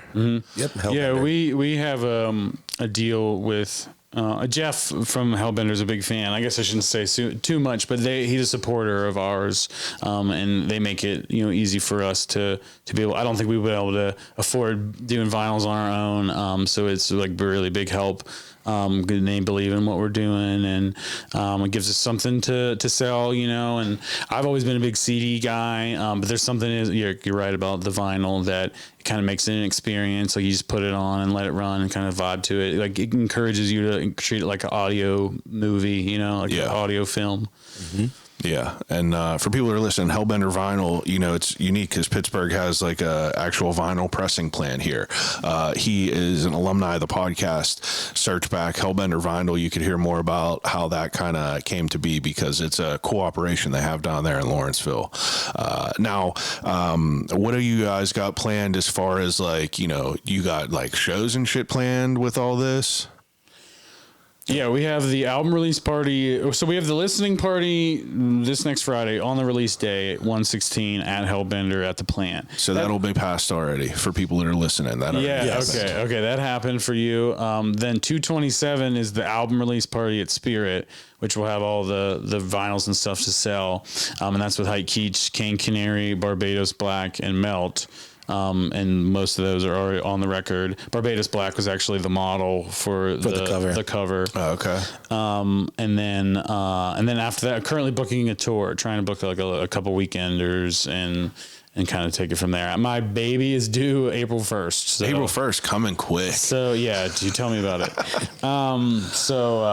It's we're trying to squeeze in what we can, and then we'll kind of take it from there. We wanted to do like a full length tour, but we might just split it into like some weekends. Yeah, I mean, you're adults with children, so it's like, not as easy as being in your young 20s. Not just fucking around and just sleeping on couches and just scraping by.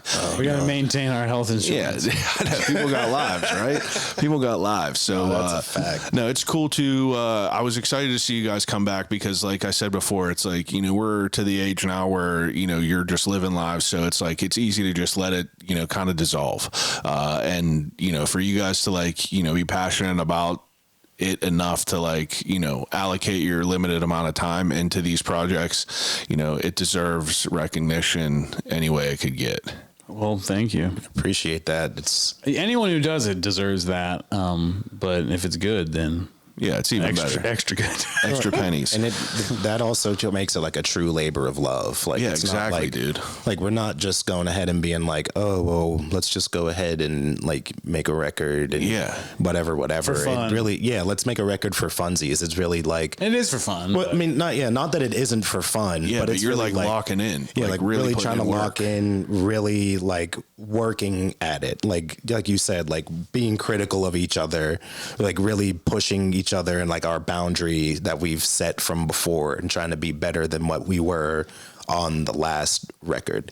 Kind of going back to talking about the post, having a healthy level of a competitive edge where even if it's not about it's not even about I want to be better than all of you. It's not that. It's literally a me. Most of the time it's a me versus me sort of thing. Just trying to elevate your skill set, be better than you were the last record you were last month, last week, yesterday. Yeah. And the people we mentioned in that were just people that inspire us. Those are the Pittsburgh records that super make you want to make a record, make you want to do something that they did or whatever, that's all. Just be thought of in that same space. Yes, yes. We think that we can stand alongside. In the pantheon. It's all right if we don't. That's all right. It is all right if we don't. I love it. I think this is good. Anything else to touch on the record before we get into the ending segment? I thought it was pretty thorough. Yeah, I think... we got into it. Got into the thick of it. I'm pretty satisfied, yeah. Okay, good. I'm glad. Okay, ending segment that I do with everyone is an ending segment called Desert Island Questions. You guys did this, 6 years ago. I don't remember a word Ian said, so we're just going to rip through this. Don't put too much thought into it. I'm a different person now. Yeah, I know, right? Everyone that's on here, it's I can't remember the shit that... My picks change every week. Okay, so first question, or first category is movies. So if you guys got crash landed on an island, you got that little TV back there with a little DVD integrated in it. What are the 3 DVDs that you would have with you that you could just watch over and over again until you starve to death and die? Individually or together? Individually. Are you ready? I could. You can go ahead. I can do this one immediately. Barry Lyndon is my first one. Stanley Kubrick. Barry Lyndon's being shown at the Hollywood Theater coming up. If that's something you want to. I'm a big Barry Lyndon fan. I love that movie. You hip to the Hollywood Theater? I am. I've never been there myself, but I just went to go see Misery. I feel like I have to bring it up in here. The Hollywood Theater is a dope spot. You guys should check it out. Misery's a good flick. It's in Dormont. The same people who own Row House, they just bought this and they revised it. Okay, that makes sense. I've been to Row House a billion times. Yeah, well, this is a whole different vibe. You should check it out. All right, cool. Okay, Barry Lyndon. Sorry for interrupting you. Okay, Blue Velvet, which is David Lynch. Yeah. And then I feel like this one is a lot of people probably say, but There Will Be Blood is I could watch that movie. It's a good one. I feel like the fucking nerve. I'm a Quentin Tarantino fan, right? But what a fucking dickhead for talking that much shit on Paul Dano. It's how can you hate Paul Dano? I honestly love Paul Dano's performance in that movie. Dude, he's fantastic. There's something about it because he feels like he's a young man that's trying to be a preacher. When he's a preacher, it feels like a real young man trying to be something. Anything he's in, the girl next door to Prisoners to There Will Be Blood. It's they're all great. It's I was disappointed in that, but Quentin Tarantino is kind of a fucking asshole. But you got to respect his talent. He's a great filmmaker. Great films. Okay, you got 3 on you? Yeah, I do. Lord of the Rings: The Two Towers. That's my favorite one of the 3. I'm about to read the books. The first one, there's a chunk of chapters. Just power through it. That's all. Power through it, brother. You big Lord of the Rings guy? I love Lord of the Rings. This is funny because I have a big group chat of the same friends, and I just brought this up because they're all like, we watch the extended, all the way through, and I have not watched them since they all came out the opening day. Either. So I don't remember any of it. I don't remember anything, but I've always wanted to read the books, and now that I'm into reading and into like fantasy, I'm about to dive into all that, and I know I'm gonna get stuck in fucking Mordor for the next like 2 months. Yeah, ride that ride because they're very good books, they really are. But I think Tolkien likes to get in a little bit too much detail sometimes, I think. So there's like chunks of it where it's just like stuff. Like there's chunks of it where it's like, and especially as someone that saw the movies. Yes, and especially as someone that watched the movies, it's like, fuck, dude. I know. Let's get to the meat. Yeah. They've been walking through the woods for 3 chapters. Yeah. We fucking get it. Where's Aragorn? Where's the meat? There's so many tangents too that I know. The whole series goes on that aren't even. I've been like researching it, and you got the Cimmerian, how do you say it? Similarian, when the elves are fighting demons. Yeah, all kinds of wild shit. So you're like, this is going to get deep, but I'm sorry for interrupting you. So Lord of the Rings, Two Towers. Lord of the Rings, Two Towers.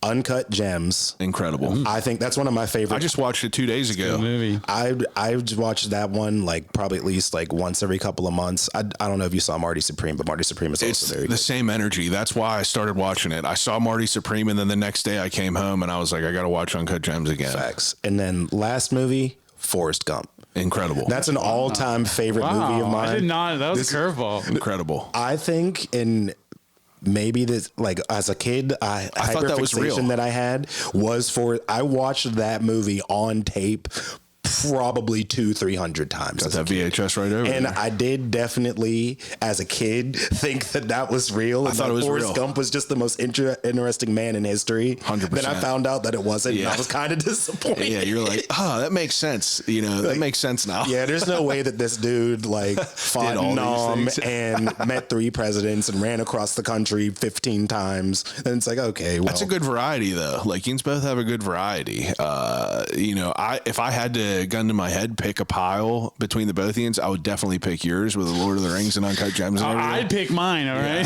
Yeah, I get it. Completely transparent. I'd never seen Blue Velvet, never seen Barry Lyndon. What was your third pick? There Will Be Blood. Oh yeah, I've seen that. There Will Be Blood is excellent. Blue Velvet is fantastic. I know. There's a lot of shit I got to get into. Yeah, it's like we said, you can't get into it all. Can't get into it all.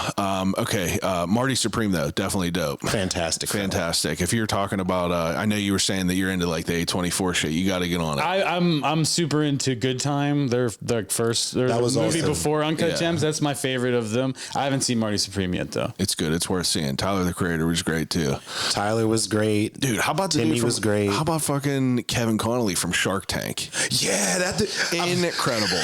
There was parts that sometimes like that, seeing that was like a fever dream. Yeah, like for a weird. moment I was like, yeah, it's very weird. You're like, I know that guy. It's like, no, this isn't who I think it is. It's like, oh no, that is who it is. That was good. Okay, so second category, I usually ask people books to take with them on a desert island. If you had to pick like a book or two, do you have any offhand?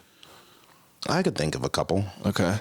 I would probably do Jay-Z's book that he had. I got that as a Christmas gift when I in like 2010 from my mom. And I read through that book 2 or 3 times, and just hearing his story and like the stories behind like the lyrics and the meanings of them and everything. I love that book. And honestly, I'd have to say, circling back to Lord of the Rings, Fellowship of the Ring. Okay. Those would be my 2. Okay. I feel like The Stand is one. The Stand's one of my favorite books ever. Outside of that, see, it's like I don't reread stuff very much. Like I read something once and it's like I'm moved on. So it's I'm trying to even think of something that I could reread anything I've enjoyed again. I could reread the Game of Thrones books a billion times. Those were good? Yeah. Oh, yeah. They're better than the show, I think. I never seen the show. And see, I prefer Game of Thrones to Lord of the Rings, personally. Game of Thrones is very good also. The Song of Fire and Ice. I love the world and all the characters and all that, the politics and the backstabbings. I'm gonna try to get into that. I'll try to. The show is the easiest way to get into it. If you don't like the show, then maybe not. But I bet I would, but it was just like it's a big commitment. I just can't commit that much time. It's one of those shows like you'll know within the first couple episodes if you're hooked or not. Yeah. Well, the first 10 minutes, I was like, banging his sister, throws a kid out a window. I don't know if I'm ready for this right now. Yeah. See, for me, it was like the mystery of how are they going to find out who threw the kid out the window. Yeah. It's like what kept me. I like that. I'm a big you and I before we even got back in, before you guys were even doing like the idea with this, like I got into D&D again pretty heavy. So I like that whole world. I like the idea of like that time and that sort of like that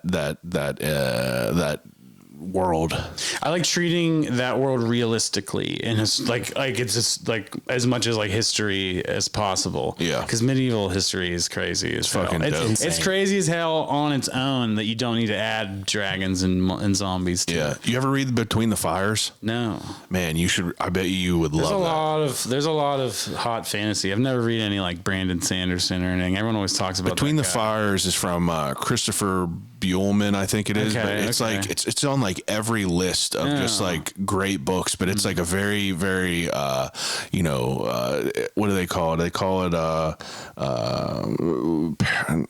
not fantasy horror, but I don't know. I can't remember. It's a good book. I would recommend it. It's insane. Some of like the craziest descriptions of like religious horror and stuff like that. Very, very cool though. That same type of world. Oh, I do love Dune. I'm a big Dune guy. My dad was into Dune and I think I just inherited. I've never seen the movies or read the books. I read the books first. I'm going to get into that. These are all things that I got to get into. Okay. Third category is 3 CDs. First of all, what's the first CD both Ians bought? The very first CD? The very first one. Oh man, I know this one off the top of my dome. Go ahead. It's Youngstown. There was a it's a boy band. It was a boy band. They were from Youngstown, Ohio. Wow. And remember the Inspector Gadget movie that they filmed here? Yeah. One of their songs was the theme song for that movie. The movie tried to be a vehicle to launch Youngstown. I got to probably. I got to revisit that now. I've never heard of that band name, but I'm sure if I listen to that song, I remember it. I don't even know. There were so many B tier. Spoiler alert! Boy it's bands. not good. Yeah. Like in hindsight, it's not. the movie or the song? I like the song, but that album is not good. Okay, that's fair. Youngstown, what's yours? My first record I ever bought was also a boy band, and it was NSYNC. Hell yeah, mine was self-titled. Limp Bizkit, Nookie. That was my first record. So that's cool. See, that's a when good people grab. tell me like something like that, and like people talk Limp Bizkit, but that's a cool first. Did you have any older siblings? No, and I think that's why my brother the was oldest. 6 years older than me, so like Yeah. he was funneling me, No Limit Soldiers, Bone Thugs and Harmony. So whenever we went to the Circuit City in Monroeville, he would pick a CD and I would get to pick one, and I strictly picked it just off of the cover art of like the graffiti style like character. But I remember that day like it was yesterday. That record slaps. What about? I asked people 3 CDs that they would take with them to listen to over and over and over again on a desert island. What would they be if you could rattle them off real quick? Go ahead. Yeah, Gorilla self-titled easily. That's a no-brainer. Incredible. That's a huge influence to my whole sonic identity. And then Cage, Hell's Winter, who's like one of my favorite rappers. I got really into him. That's like from Def Jux in the mid 2000s. And then the third one, will probably fluctuate all the time. But I think a classic for me would be Oasis. What's the Story? Morning Glory. I'm sure there's deeper, cooler cuts I could say, cool. but that has resonated with me since like 5th grade. Oh yeah, I like that. I always hope that people don't spend too much time thinking about it. That's why I don't tell people like these questions to prepare ahead of time. It's like gun to your head. Yeah, answers. like I don't want you to prepare some fucking cool, edgy answer to make it sound fucking cool. You know what I mean? Yeah. I just want what pops into your mind. Lou Reed. Yeah, exactly. Satellite of love. Yeah, I love Lou Reed. Yeah. Okay, third to last question is actually fourth to last question. I'm curious, what's the best concert both Ians have ever been to? The best concert? Yeah. Best live performance. What would it be? I'm always so bad at remembering concerts I've been to. I've been to so many fucking concerts. It's like stupid. The best one though, that's hard to say, honestly. I saw Childish Gambino whenever he came back to Pittsburgh last year. Yeah. And that was incredible. But I think the best concert I've seen was when I went to see Kendrick Lamar the third time in Denver. Okay. And that was whenever he really had like a whole ass legit ass stage set up. Like set. Background dancers. Is that when we had the car on there and everything? No, that's the GNX era, like this more current era. But he just had like there was just like a big ass screen. And then it was just like a long, almost like runway type of stage that was. I remember the videos from that. And he had on the one end, he had a piano like during United in Grief, like the first song from that album. He was like had a piano with him and a little like marionette and stuff, and it was just it was truly like a musical experience. That's dope. I think it was the first time I really saw someone like not just going on stage and performing songs and like maybe having some artifice on them, like a little bit of like decorations and shit here and there on the stage. Cultivating an experience. Yes, like a true blue experience that you can like ride along with. You're going on a journey with the artist via their performance. Yeah. So yeah, It's like stadium, like arena level show. I've not been to many acts like in their prime. Like I've seen people old, or I've seen people like like as they're on their way up. Yeah. So like for me, it'd be like, and that's the other thing with concerts with me. The concerts that resonate with me the most are the artists that I have the most like familiarity with. Yeah. Because like I know the songs that they're playing. Yeah. Oh, this one's my favorite, or they did this one really good, or they changed something that I like.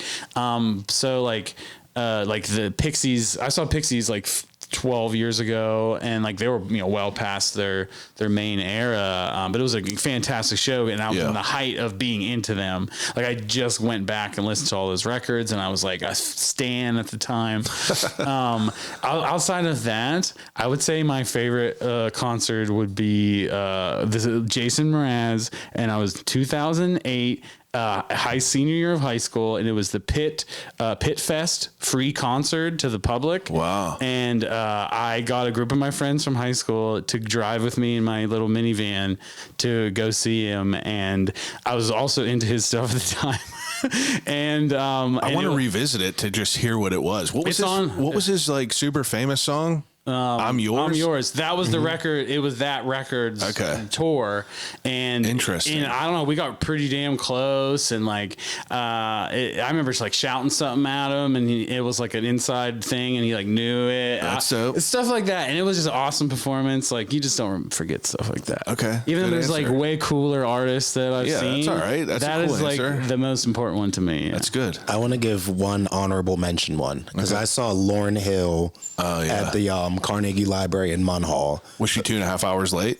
No, that was the second time she came. The first time she came, she was only an hour late. Okay. And gotta build the suspense. I've never paid to see her. And I really wanted to go see it because it was pretty fucking cheap. I was surprised at how cheap it was. Yeah. And but it was just so cool because like I love The Miseducation of Lauryn Hill. That's one of my mom's favorite records. Like I grew up riding around all over the Pittsburgh area listening to that record with my mom in her blue Chevy Cavalier from back in the day. And getting the chance to see her like bring that album to life and like really perform it was incredible. And she sounded amazing. The band was amazing. Yeah, it's incredible how she always sounds live. Any video that I always see. John Legend is also very good live. I saw him live once before. I would not doubt that at all. He performed All of Me, and it sounded exactly like the record. I wept. Like it was the only time like truly listening to another song or like an artist where like I legitimately cried. Yeah, like this moved you? It was the most beautiful thing I've ever heard in my life. Love that. To this day. Those are good answers. I like those answers. I want to revisit Jason Mraz now after this. I'm gonna probably put that on in the treadmill. I can give you some recs. I'm gonna give you all the recs. Okay, that's good. Third to last question is the death row meal.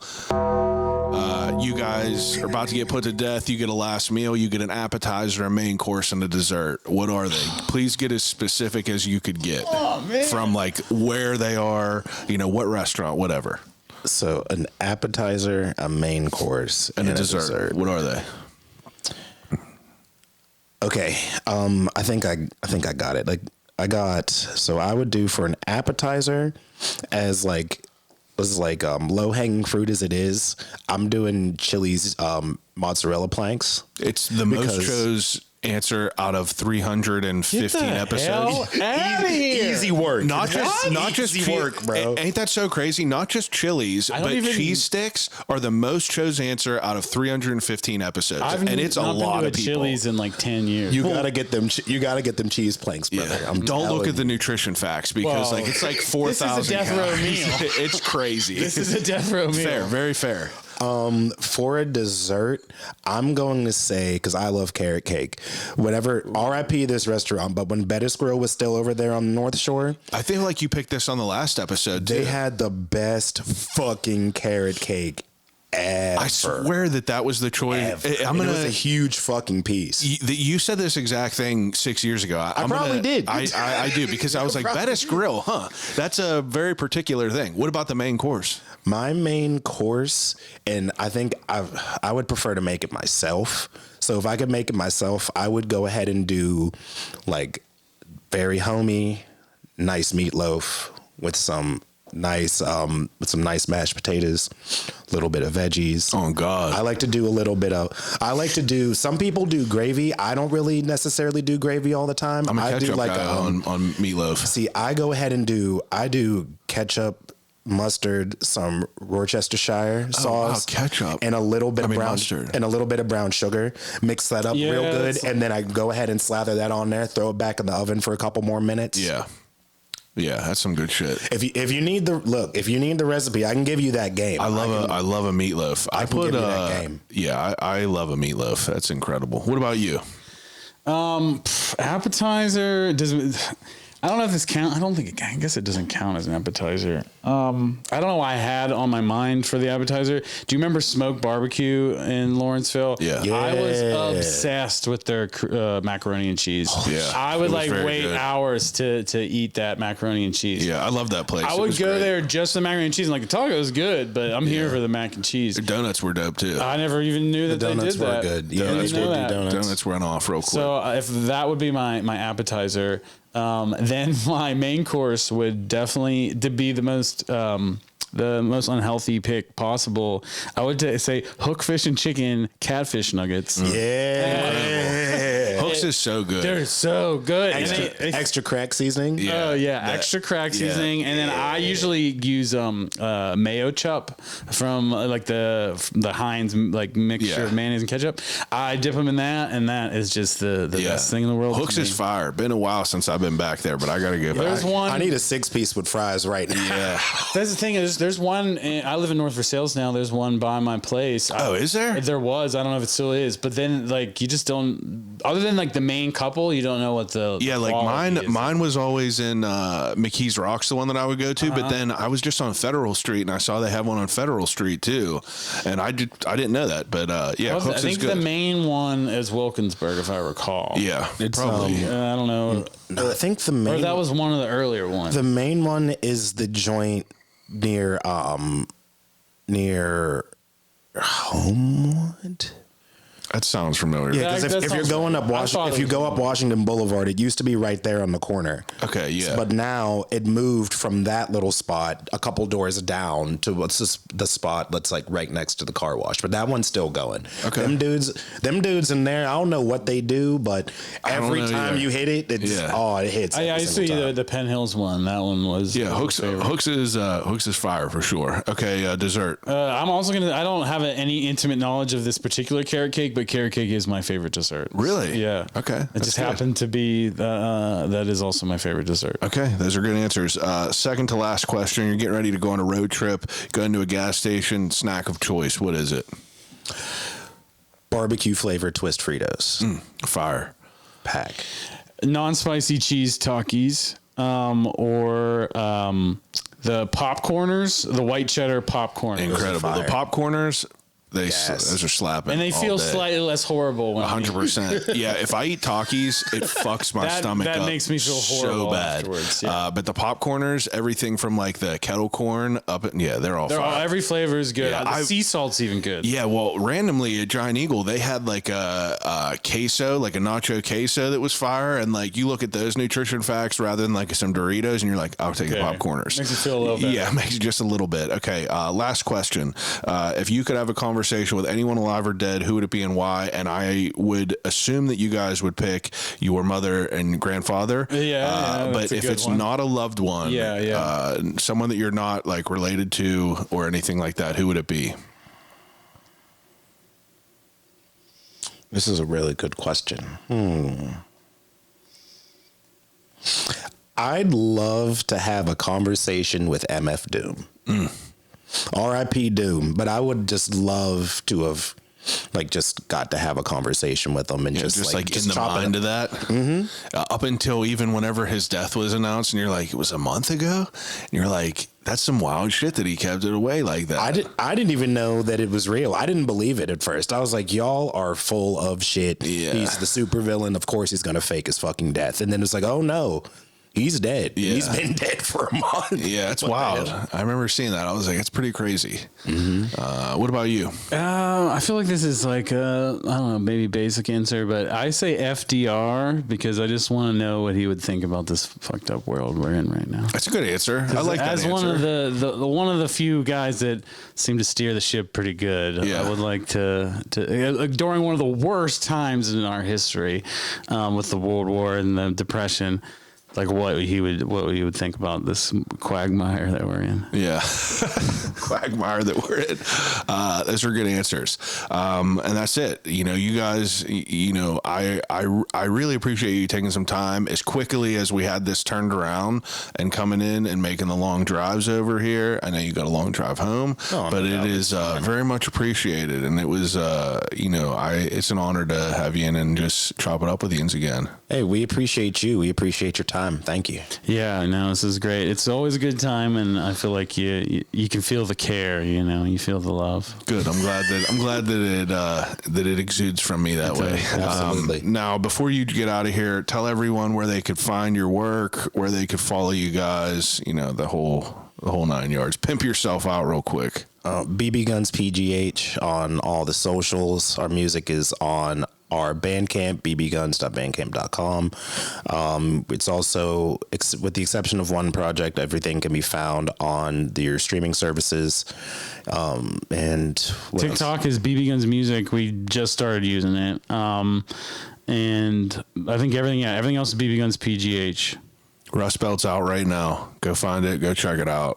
Oh yeah, it is out right now. Yeah, it is out right now. We're in the future right now. Buy one of them records. Yeah, buy one of them records. And you said the album release party is on 2/27 at Spirit? Correct. Okay, I'll make sure that this is out before that, and then we'll get it popping there. All right, man. Everyone else that's listening, appreciate you as usual. Each and every week, we're back with another great guest doing great things for the city. Thank you for listening. Call you right back.